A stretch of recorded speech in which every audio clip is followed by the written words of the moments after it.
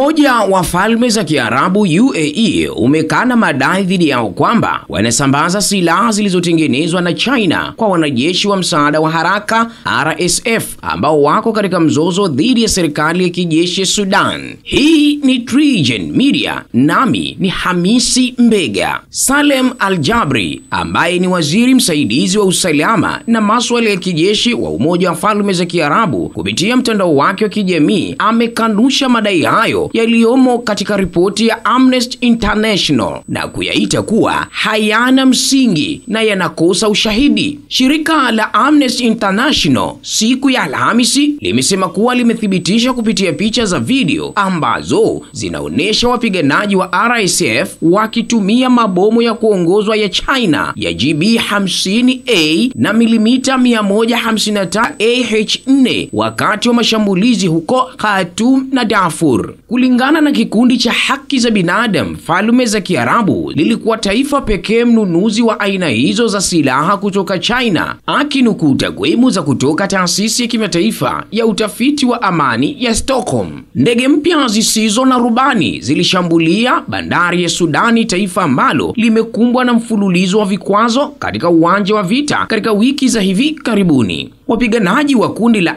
RSF wamezidisha mashambulizi yake ya masafa marefu ya ndege zisizo na rubani kwenye maeneo yaliyodhibitiwa na jeshi. Mji wa mashariki wa Port Sudani umekuwa ukilengwa zaidi na ulipigwa kwa siku 6 mfululizo siku ya Ijumaa. Afisa wa jeshi akizungumza na shirika la habari la AFP kwa sharti la kutotaja jina lake alisema ulinzi wa anga ulinasa ndege za adui. Mashuhuda wameeleza kuwa mashambulio hayo yameharibu miundombinu muhimu, ikiwa ni pamoja na uwanja wa ndege pekee wa kimataifa unaofanya kazi nchini humo, kituo kikubwa zaidi cha kuhifadhia mafuta na kituo kikuu cha umeme. Bandari ya Sudani inatumika kama kitovu kikuu cha misaada nchini humo. Vita nchini Sudani vimesababisha vifo vya makumi kwa maelfu ya watu na wengine zaidi ya milioni 13 kulazimika kuwa wakimbizi na kusababisha mzozo mbaya zaidi wa kibinadamu kuwahi kutokea duniani kwa mujibu wa UN. Katibu mkuu wa Umoja wa Mataifa Antonio Guterres hivi karibuni amekaririwa akionya juu ya mashambulizi hayo na kueleza kuwa yanatishia kuongeza mahitaji ya kibinadamu na kukatiza zaidi ya shughuli za misaada nchini humo, kwa mujibu wa msemaji wa shirika hilo. Waziri wa ulinzi wa Sudan Yasin Ibrahim alikaririwa akishutumu Falme za Kiarabu kwa kukiuka mamlaka ya nchi hiyo kwa kuunga mkono RSF na serikali ya kijeshi iliyotangaza kukata uhusiano wa kidiplomasia. Mapema wiki hii, mahakama ya kimataifa ya haki ilitupilia mbali kesi ya Sudan inayoshutumu UAE kwa kuhusika na mauaji ya halaiki, ikisema haina mamlaka juu ya masuala hayo kutokana na nchi hiyo ya Mashariki ya Kati kutoridhia kifungu cha 9 cha mkataba wa mauaji ya kimbari. Hii ni TriGen Media na mimi ni Hamisi Mbega. Kuwa wa kwanza kupata taarifa zetu mpya